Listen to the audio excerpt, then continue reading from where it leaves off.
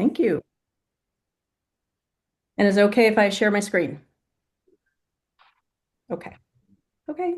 Hi, everybody. So I'm Johanna, and I'm going to talk a little bit today, and then in a couple weeks, I'll talk some more about sexual assault trauma. Today, I thought I would talk about sort of the neurobiology and the neurobiologic underpinnings of the experience of sexual assault. And then next week, talk more about working with it and stages of healing and that kind of thing. Um, just to give you like the briefest introduction to me, I'm a psychologist. I live in Michigan. Actually, right now, I'm up in northern Michigan. I'm looking at a beautiful lake. Hopefully, the internet will cooperate because we don't have great internet service up here, but let me know if I'm laggy. So I've worked in sexual assault, violence prevention, sexual assault, domestic violence, that kind of realm for, I was counting it when I was making the flyer and I was like, oh, that's it's 40-ish years. So it's been a while. And I've worked with clients. I've done a lot of training and a lot of education, statewide policy work, that kind of stuff. And so I like to say that I'm not a neuropsychologist. So if anybody in here is, you may know more about this than I do. But I've learned a lot about this from Becky Campbell at Michigan State University, as well as other folks. So let's start the presentation. And, I think a lot of this information is so helpful, and I'll talk about kind of how I got involved in presenting it in just a few slides. And please stop me at any point. I'll try to look at the chat, but it's hard when you have slides up, or just, unmute and yell out if you have a question. Okay. So why think about neurobiology? Well, as a human species, right? We are designed biologically to experience, endure, and survive trauma. And I think though, and I know a lot of us here work a lot with trauma, we want to not just survive it, right? But we want to help ourselves and our clients survive and thrive after trauma. And again, I think if we understand not just what's happening psychologically, but what's going on in the body, it can help our work in helping people thrive after trauma. Um, why understand this, especially in working with sexual assault? Um, Given it gives a lot of context to sexual assault survivors' behaviors and symptoms. When I first started doing training on neurobiology, which was, gosh, now maybe 20 years ago, a lot of people didn't understand it. Um, I did a lot of training with law enforcement, with prosecutors, with even medical folks, to understand sort of what they were seeing. Because there was a lot of course, stigma, which there still is, around sexual assault. And a lot of times people didn't understand why people behaved certain ways. And so having an understanding of the neurobiology helped people give better treatment, and better treatment, both in terms of psychological treatment, but also particularly law enforcement, learning how to interact with folks better. Um, Also, I use a lot of this information to provide psychoeducation to clients, victims, survivors, and I use survivors and victims interchangeably. Some people prefer one or other of the terms. I use them interchangeably. It helps address shame. A lot of times people don't understand why they responded to certain situations in a certain way. And if they understand that their body was designed for them to respond in this way, it takes away a lot of shame. Um, a lot of times, and I bet some of you, when you're working with survivors, have heard the question like, why didn't I? Why didn't I scream? Why didn't I run? Why didn't I fight? Why didn't I, da da da da da. And if we understand the neurobiology and we have, easy language to describe it to people, it can really help some of that. Also, neurobiology, understanding it can help people rebuild a relationship with their body because a lot of times, both in terms of the trauma of an assault, but also afterwards, if they're suffering from PTSD, it feels like their whole body is hijacked sometimes because they're having nightmares, they're having flashbacks, and so understanding and working with neurobiology can help us help them rebuild a relationship with their body. And then it just helps us do better advocacy, which is what I've been doing now for, I don't know, however many years, 20 years plus, since we really started to understand more about the neurobiology. So I'm going to go over like really broad and kind of, it's definitely simplified neurobiology stuff. And again, if there's any like neuropsychologists out there, you may know more about it than I do, but basically thinking about how we are set up to respond to trauma, right? As a prey species, right? And the fact that we are also predators, that's another talk, but we're going to talk more about what it's like as a prey species. So these are just broad brushstrokes. Neurobiology, we've got, this is sort of the triune model of the brain, again, simplified, but there are three parts, and these are important in thinking about how we react to trauma. The prefrontal cortex, which is the executive functioning part of the brain, that's the up here, the front part. That is responsible for linear thought, and hopefully, yours is engaged now. Unless you've already fallen asleep, then, you're more in the primitive part of the brain. But the prefrontal cortex is what we use for everyday life. The limbic, which is more the midbrain, is responsible for emotional responses, connection, relationships. And then our primitive part of the brain, which we're going to talk a lot about, is the one that controls involuntary actions, like our breathing, right? We want our primitive brain to be working because it keeps everything going. It's also what is responsible for us responding to threat. Because if we had to use our executive brain to respond to threat, we'd be thinking through so much, we wouldn't react fast enough. And so this prefrontal cortex, very important, helps us give executive control, works with the limbic system to help us with our relational functioning and focus and memory and all this good stuff.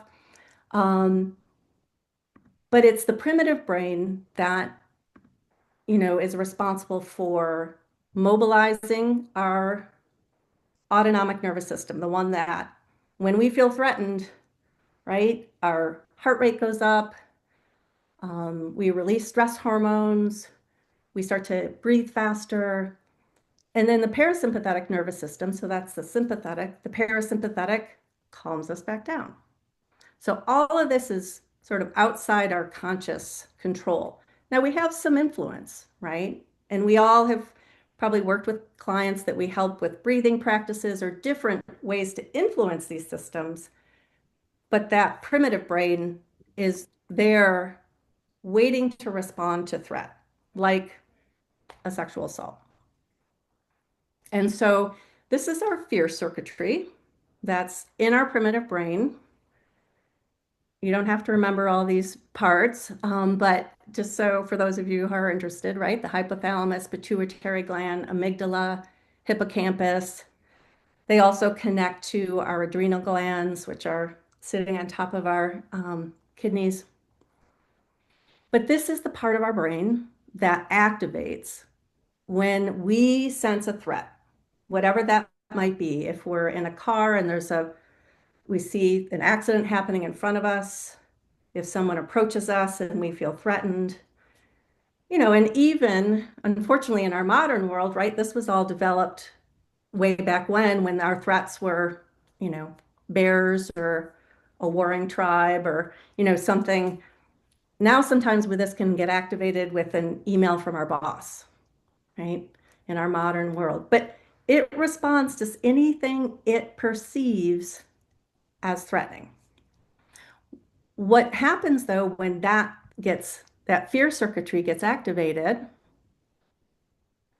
is that our prefrontal cortex, so that part of our brain that you're using now if you're thinking about what I'm saying or taking notes, or even if you're cooking right now, you're using that to kind of think through what am I doing next. That's offline. So when we are in threat mode, we're not consciously thinking through it. And this is really important um, for understanding what happens during assault. And this is like what, in working with a lot of, law enforcement, judicial system, judges, prosecutors, is helping people understand that this is an autonomic process, hardwired. And someone who's going through this isn't choosing their next step, they're responding as we're supposed to. And so there's a lot of implications for both behavior and memory to this process. And the more we can understand this, the more we can help our clients, as well as sometimes, advocate in different settings. So before we kind of talk about all the hormones that get released and what they do and how that impacts, I'll say something about the amygdala and then I'll just pause and see if there's any questions. But the amygdala, which is also in that fear circuitry, so it's in there. So that's this little tiny almond shape, and that's what amygdala means, derived from Greek, is constantly scanning our environment for threat. It's operational, whether we want it to be or not. It's always scanning the environment. Bessel van der Kolk, who I hesitate to mention given his recent stuff, but he is the one who coined the term that it's the smoke detector, which is a good term, so I'll give him credit. But it's our smoke detector in our brain. It's looking for threat. Okay. And then what the amygdala does is it activates our HPA axis, which is the hypothalamic pituitary adrenal axis. Again, doesn't really matter if you remember the terms, but it says to those parts of our brain and then the adrenal glands on our kidneys, hey, something's up, right? It's the one that sort of goes off.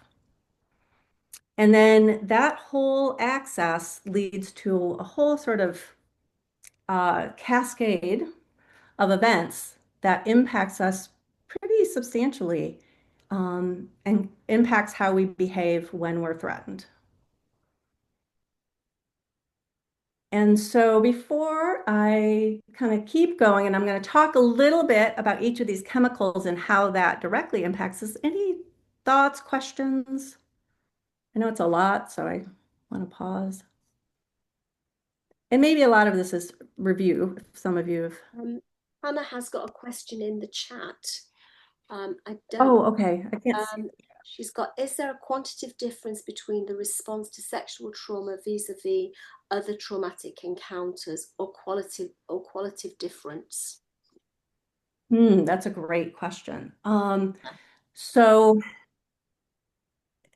it's the same process. So know in that way that the threat, the amygdala sends out the signal, all that the neurobiologic process, but the implications of it, I think, are different, and the way people perceive what people do is different. Does that make sense? I can't see Hannah, so if I didn't answer your question, please let me know. The question is more, it's not a question of the response. It's like you're saying on the neurobiological level, the reactions are the same. if somebody's confronted by a bear, if somebody is in the process of being physically assaulted, whether they're a man or a woman. And later on, I'm assuming we're going to get into the aspect of shame and personal feeling about it that has not that isn't there's more societal and not and environmental and not Yes. related as much to the chemical. Yep. Yes. So I'll talk some about that personal piece of it today, closer to the end. And then in 2 weeks, we'll talk even more about like, okay, then how do we work with that? Okay, thank you. Yeah. Okay. So moving on. So talking about behavior. So first I'm going to talk about behavior, then I'm going to talk about memory because both of those really impact our clients. Um, and so with the HPA axis, that helps sort of balance, right, what's happening in the body. It's the one that's releasing the hormones, including the catecholamines, the corticosteroids. So those are two activating hormones. And then opioids, natural opioids, not, the ones you buy on the street, but ones that exist in our bodies, and oxytocin also get released. And and I'll talk about how those have very different impacts on how people behave. And then again, how people may perceive that and how that might impact how they feel about what happened. Okay. So the first two, the catecholamines, which is also, adrenaline, and cortisol, which is, we all know is the stress hormone, right? Both of those, when there's a threat, are activating hormones. And so they give people the energy to respond to whatever's coming at them. And oftentimes, right, we all know this term, the fight or flight. Those are what give us the power to flee, right, or to fight. The next set of hormones that also can be released during a threat is opioids, natural opioids, and which prevent pain, as we know, and oxytocin, which promote good feelings. And I guess I'd like to just ask, does anyone have a sense of like why those hormones? Like why in a potential, catastrophic trauma, whether that's assault or car accident, why would we get some of these hormones in our body?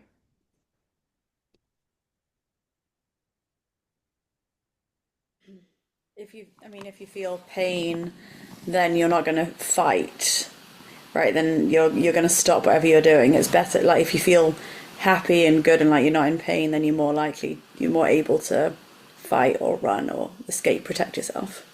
Sure, sure. It also can dull some of the psychologic impact, right? If we're feeling less pain during a traumatic incident, right?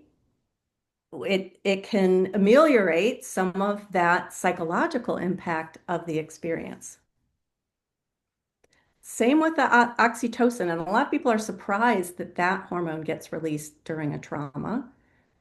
But it's not that someone gets so much oxytocin, they're thinking, oh, this is really great, right? This is great that this thing is happening. But it again helps to buffer the impact, right? And sometimes, right, people talk about the impact of these hormones. Someone may seem very flat. These hormones can make someone, not appear potentially not necessarily happy, but they may seem flat. And sometimes there may be inappropriate affect. I've seen survivors laugh or seem sort of um, not giddy, but like it sometimes can be an what people think of as what's the word, counterintuitive. Okay. But when these are released during an assault, they can help buffer, right? The impact of pain as well as the trauma, psychological trauma. Trying to think, was there something else I wanted to say with that one? No. Okay. So we think of these, a trauma happening, we think often people talk about fight or flight. They don't often think about these other hormones that help sort of ameliorate some of the impact. But what we know is that it's much more complicated than just fight or flight. And so the fear circuitry in the brain creates what's called a defense cascade. And I think this is the most helpful thing to remember about neurobiology and most helpful if we're trying to help our clients understand what happens. So this is one of my favorite slides to show. So this is my, well, he's now 22 and like 6 foot tall, but this is him when he was about 8. And I always like to show this slide and just ask if I don't know if I have any real snake phobes out here, but anybody have sort of an involuntary shudder when you first had this pop up? I look You away. looked away? I can't bear snakes. Hate Okay. them. Hate them with a passion. Yeah. Okay. Anybody else have like a little involuntary, like, "Woo"? Yep, Only if it's in my yard. Okay. So it has to be closer to you than on a picture. Okay. Yes. I used to So, any sight of one used to freak me out. okay, great. I mean, not great, but good example of it's not that you go through this process of thinking, oh, that's a snake. I don't like snakes. They're slimy. I think they're scary. They could be poisonous. Like we don't go through a whole cognitive process. Susan looked away, right? She didn't think about it. She thought, "Ugh, snakes freak me out." Yeah. This is a very sort of mild example of, that threat response. It's not conscious, right? It keeps us safe because, snakes can be poisonous, they can be dangerous, they can bite us, they can hurt. And I always like to joke that my son, for some reason, it's sort of a baked in human fear of snakes. He somehow was born without it and runs towards them. This was not a poisonous snake. He did catch it in the wild and terrified my stepfather with it. So here's the defense cascade. And this is what I think is really helpful to understand. So as on the bottom here is the level of threat. And as we go towards the right here, the level of threat is increasing. And on the left side here is the level of fear. And of course, as we go up, the level of fear is increasing. And so as the level of threat, as we perceive it, right, because it's our perception, it's happening in us, and our level of fear goes up, different reactions happen. And a lot of times people talk about freeze. I'm going to talk about it a little bit differently than a lot of times it's talked about. In this defense cascade, the way that it's talked about, freeze is actually the first step. And I'll talk about it again in a little bit more detail. Flight would be our next option. Again, not conscious option, but our fear circuitry would move us to flight. If flight isn't possible, we move to fight. And then if it seems that neither of those are possible, if the threat is very close and our fear is very high, tonic immobility or collapsed immobility happens. And I'll talk about each of these and what those mean, and then talk a little bit about sexual assault and how this may play out for clients. Okay. So each of these states are accompanied by changes in pain and sensory processing. Each of these states will help one maintain focus on the threat and and the best possible chance of protecting themselves and surviving. They're still arguing if these operate differently in animals and people. I don't really care, but some of the researchers are arguing about that. And that it's a function, as I said, that helps us survive. Right. So let's go through each one of them. So freeze, this is the first stage. And again, a lot of times people talk about it in terms of what I'm going to call tonic immobility, but freeze is before fight or flight. It's when a threat appears distant, but it's a pause. It's someone's neurobiologic system is getting a little bit aroused. They might be recognizing something is amiss, right? And the way people describe it, and it's sort of a perfect example because I'm in northern Michigan, but it's when it like a deer hears a twig snap. If you've ever watched deer, I don't know, but they freeze and their little ears twitch. They're kind of like, wait, what is that? Is that a threat? Is that a predator? What's happening? Some folks have suggested for, in some cases, when someone who is a target of a perpetrator, of a sexual assault perpetrator, oftentimes there is some moment that there was like something feels off. They'll tell, folks will say like something felt off, and they have a freeze moment of like something's not right here. And actually, and as we know, perpetrators often don't do this once. Often perpetrators are serial perpetrators, and they take advantage of that freeze. And that can be helpful sometimes for us to understand because, again, sometimes someone's very self-critical, right? And there's a lot of self-blame, and like I sense something was off. But often that sense of off, there's this sort of like freeze of like, wait, what's happening? I'm trying to figure this out. Okay, so that's the first stage. The second one, we talk about fight or flight, but actually flight comes first. Um, so when this stage gets triggered, we start to get those catecholamines, the adrenaline, the cortisol, the threat. There's some part of our threat system that's like, okay, something really wrong is happening here, right? Something's going on. And so we get this burst of hormones that we will automatically seek an exit. And then if there's no exit, our system will go into fight mode, right? Also during this phase, some of the non-opioid analgesia will be released into our system. Some of our natural hormones that help against pain will start to go into our system.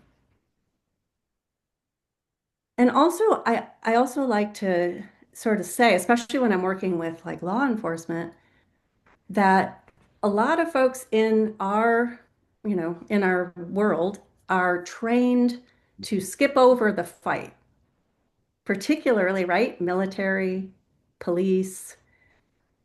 And so they go more, or they're trained to try to get themselves into the fight mode.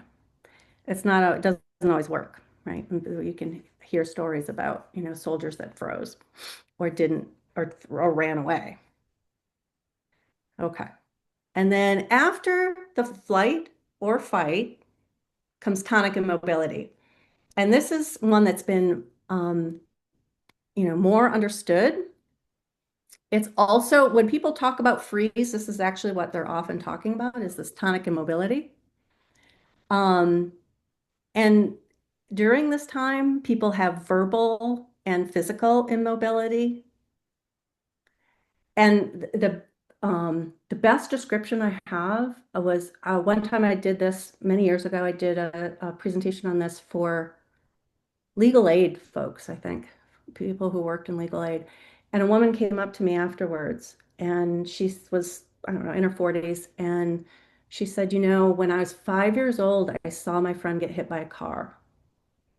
And I saw the car coming, and I couldn't I I couldn't make I wanted to scream, but I couldn't. I couldn't get anything out. And for the last however many years, and her friend died. And for the last however many years, I have been racked with guilt that it was my fault. And she was in tears and she said, and now I realize that it was this, it was tonic immobility. I couldn't scream. It wasn't my fault. And it was so powerful. And I've had that same experience with many sexual assault survivors because there's often that, why didn't I call out? Why didn't I?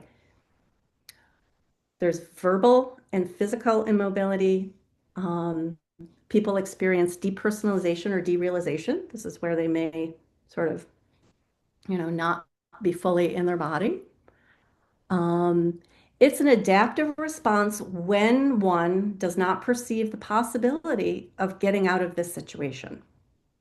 It's induced by fear and sometimes physical restriction. If someone's grabbed, right, and they physically can't get away, tonic immobility may set in. There's also during this oxytocin release. So that's that feel good hormone, right? And opioids to minimize the impact of whatever's happening. And in some of the research, they believe that up to a third of adult sexual assault survivors will experience tonic immobility. My experience is that's at least, right? Just in my years of working with folks. And they said half of childhood sexual assault survivors. And again, to me, that feels like an under, but there's not a ton of research on it, but at least one study said that. And then this is a newer one that they came up with maybe in the last 5 to 7 years, that they sort of think is even sort of further along the continuum. Collapsed in mobility are also called ragdoll or vasovagal. It's like when someone just completely they lose all muscle tone and control. It can also be brought about by restraint. Someone may lose consciousness or be in sort of that altered state. And again, there's maybe even more of those natural pain relieving hormones sort of flooding the system to try to, buffer that impact.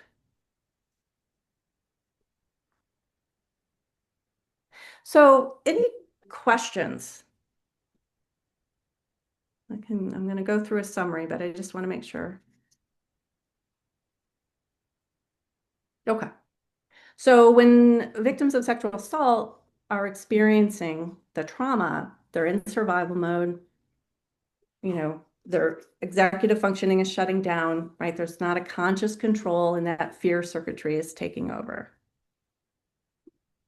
There's lots of possible responses during that. Really depends on factors where, we don't know all of them. We know some of them, right? We know that restraint in certain situations will, bring on the tonic immobility.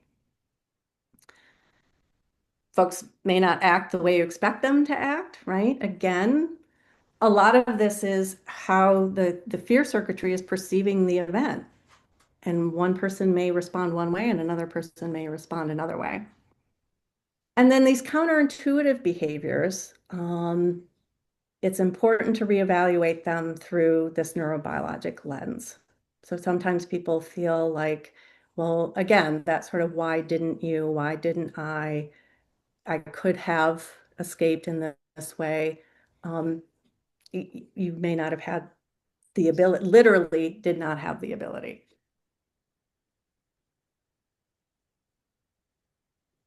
Okay. So that's all the stuff about the behavior. I'll talk a little bit about memory because that's also very, very impactful on the survivor's memory. And then we can talk a little bit just about how this may show up in the therapy room. And so, all of these hormones flooding our system, of course, are going to impact our behavior, but they also impact the memory system, right? And so we've covered the behavior. Oh, was someone asking a question? Yeah, I have a question, and I don't know if this is the right time for it or not, but while I'm thinking Sure. about it, I'm thinking about someone I know who was in an abusive marriage for about a year. Mhm. And just hearing this, and especially with the opioids and everything, I wonder if that, in a situation like that, where it's not a one-time assault, but it's someone you have a complicated and intimate relationship with, if that could help just confuse, make it so much harder for them to identify I'm being abused, because there is that opioid flood, and you know. Sure. Absolutely, because we know the oxytocin, right, is what gets released when, mothers are nursing, right? It is a connecting hormone. It's a hormone that helps build relationship, which seems so like counterintuitive again, that would be what's being released during a violent encounter with someone.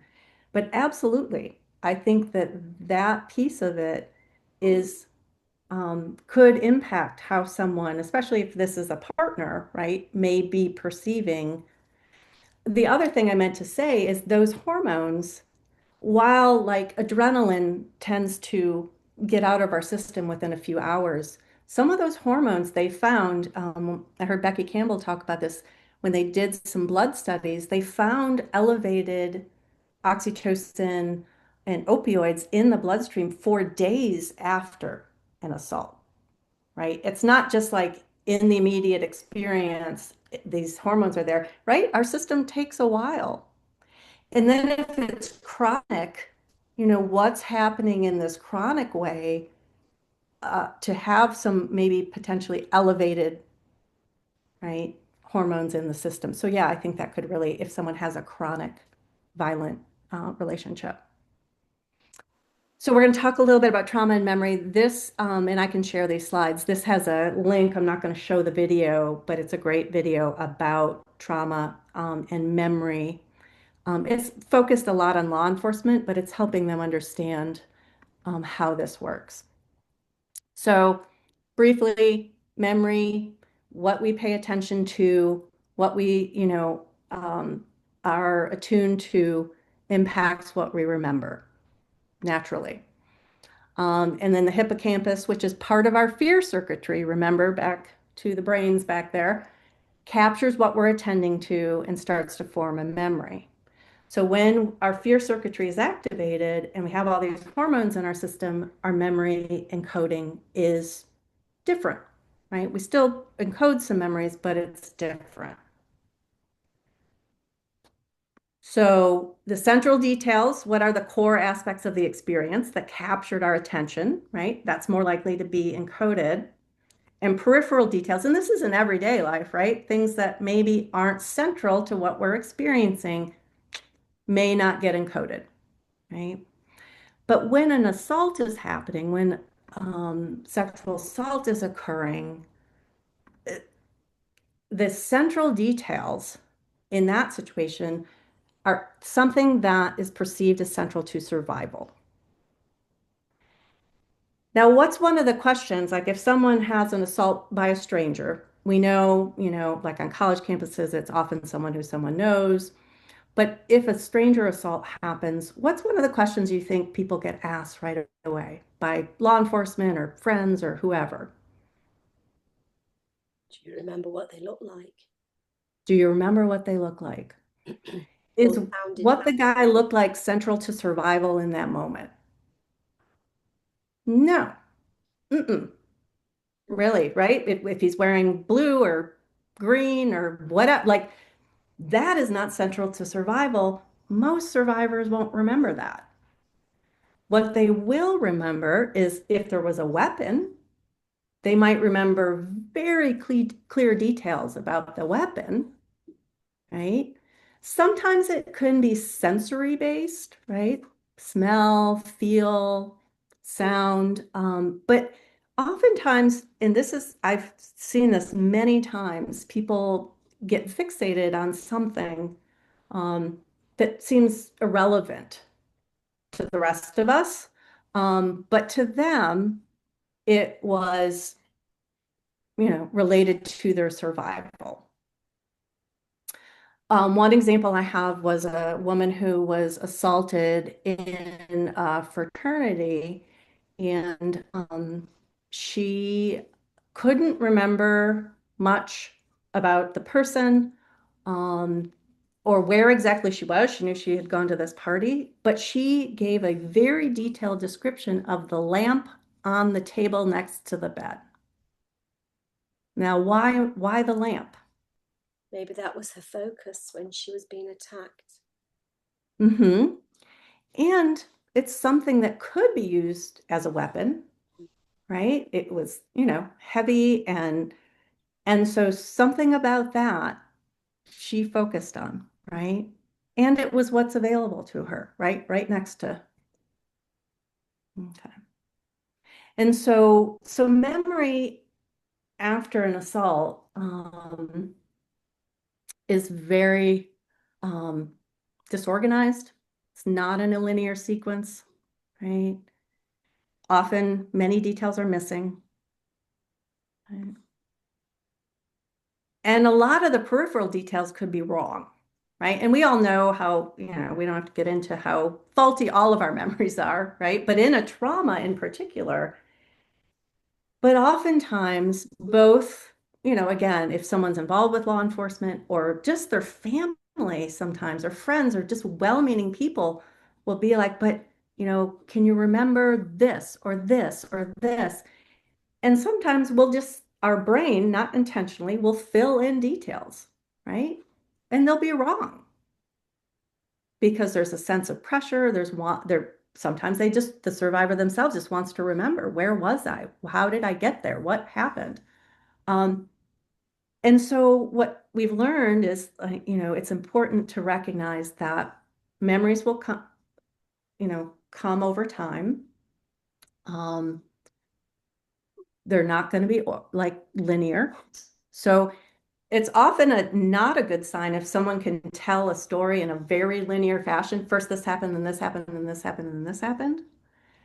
That's often how, people, law enforcement, other people want the story to be told, but that actually is very unusual.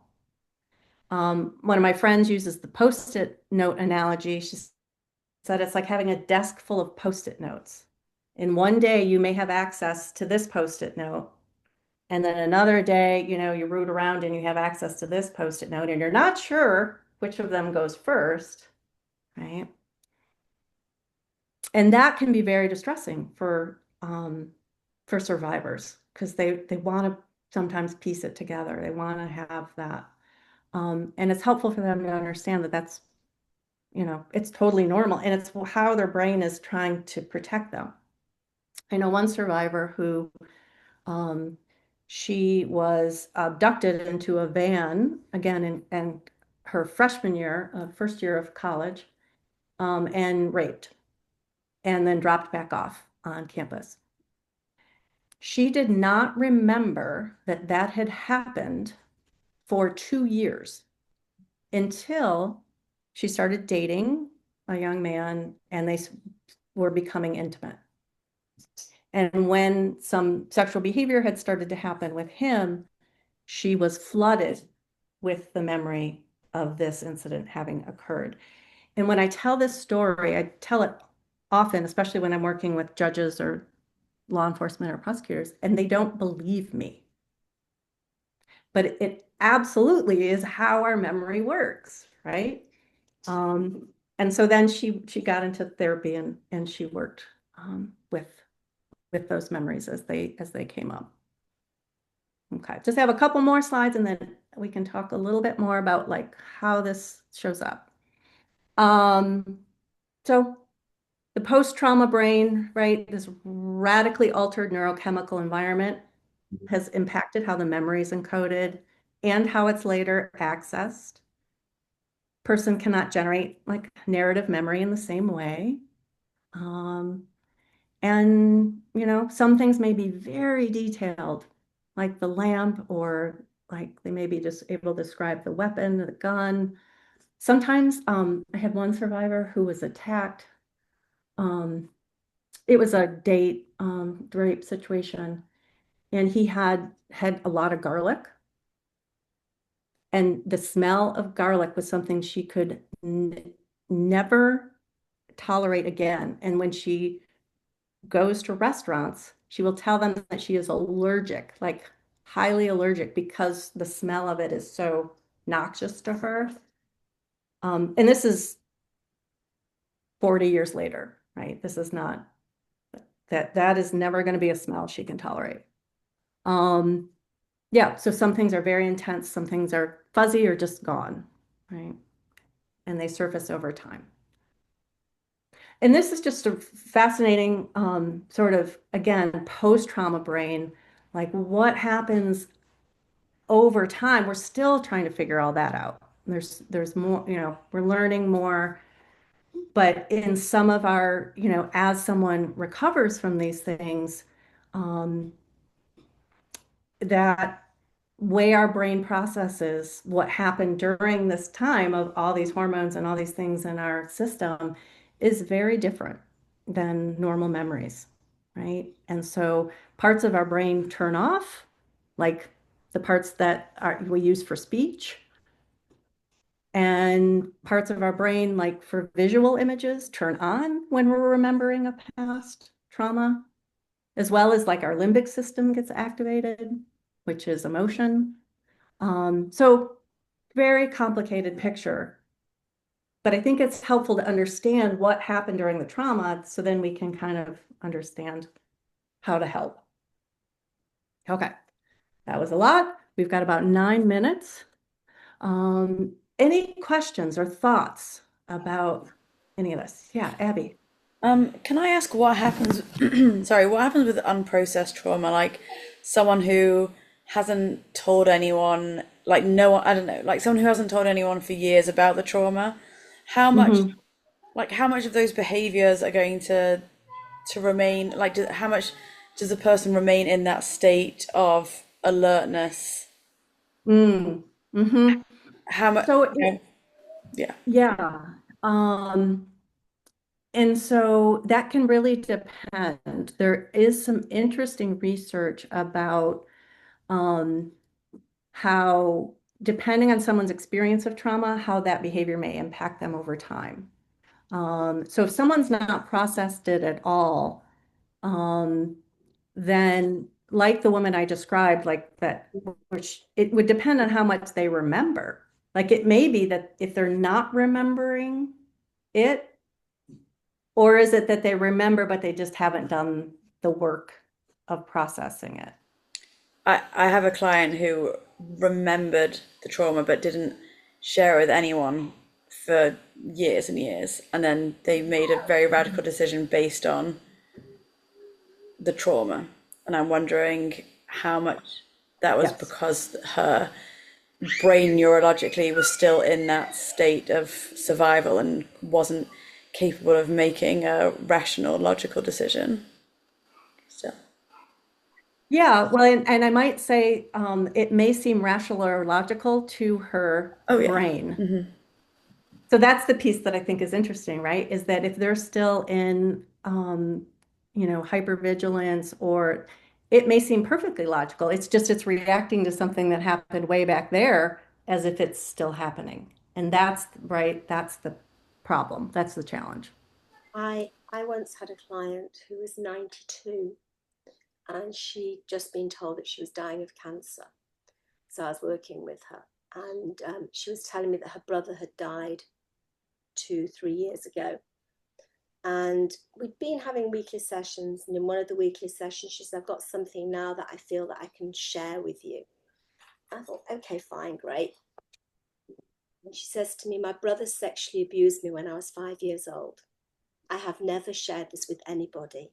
But now that I know that I'm dying and my brother's dead, and I was in a very abusive marriage, and I don't want to be buried next to my husband because he was so abusive towards me, I've lived with this and now I feel like I need to share it. And that for me was like one of the most magical moments, I think, of my time working with people, because 92, she carried it for 87 years or something ridiculous like that.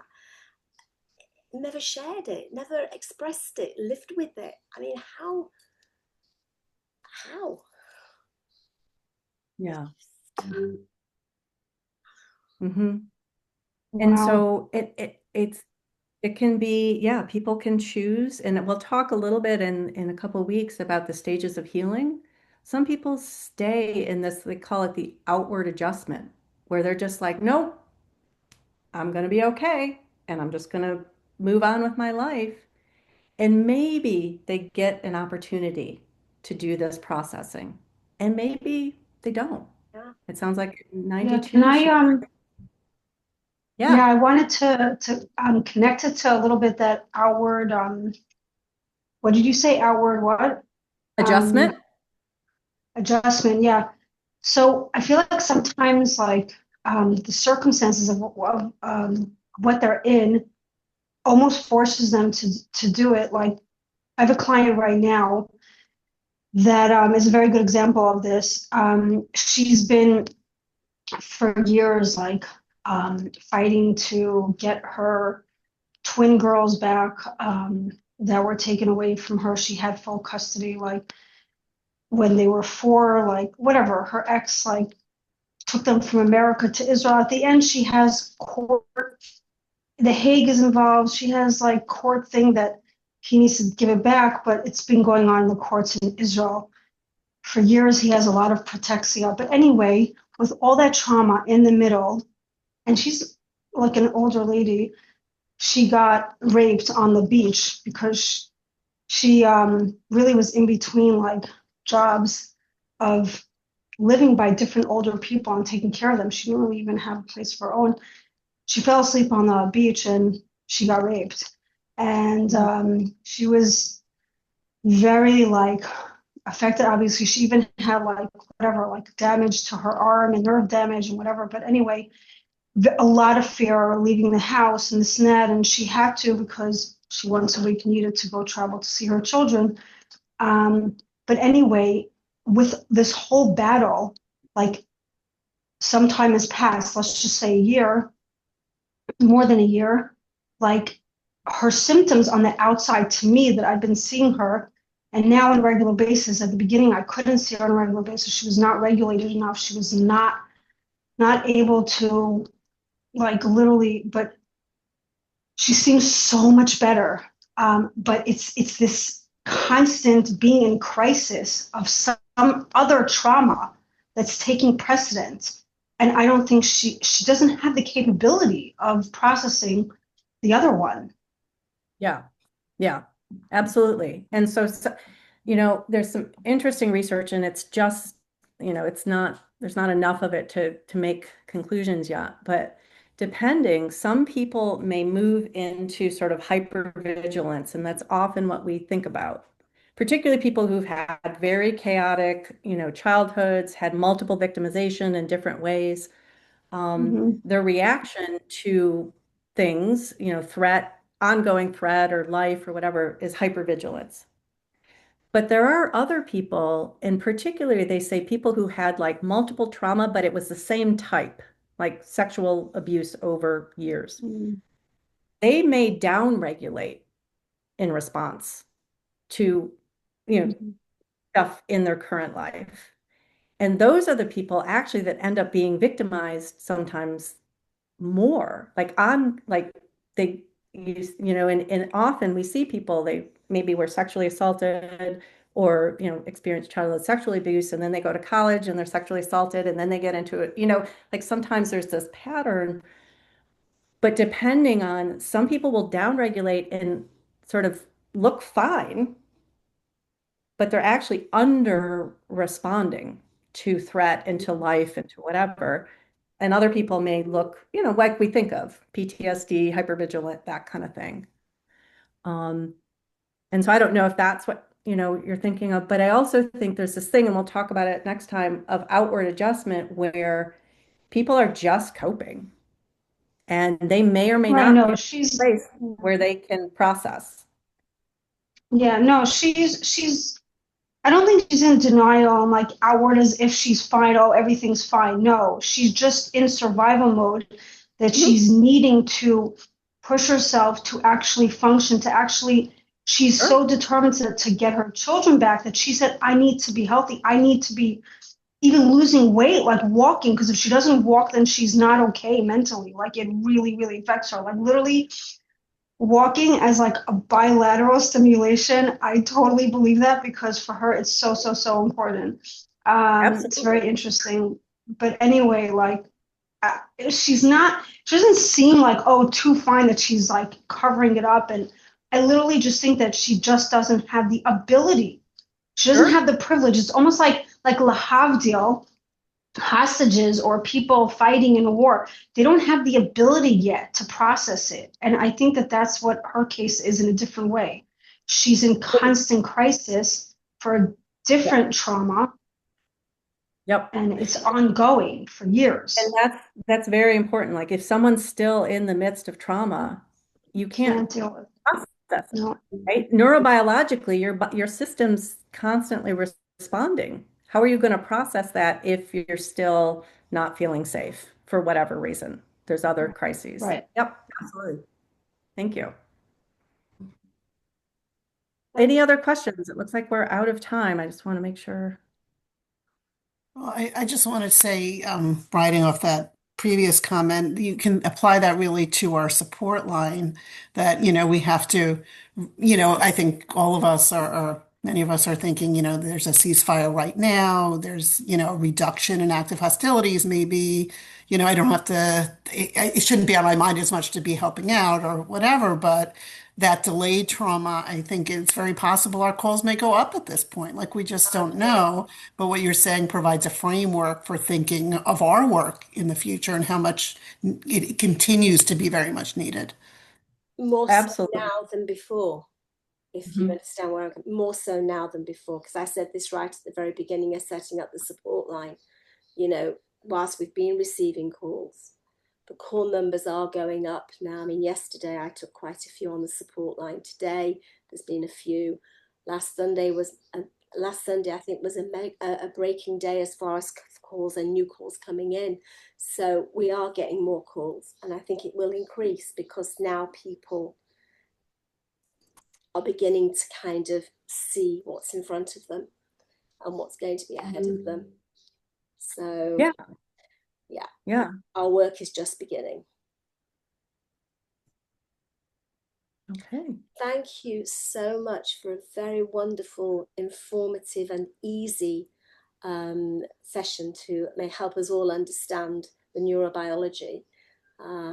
Fascinating, thank you. And I really look forward to the next talk in 2 weeks to see how we progress into that, because sexual abuse is something that certainly on the therapy side, I have a lot of people who cite that when they're coming into us.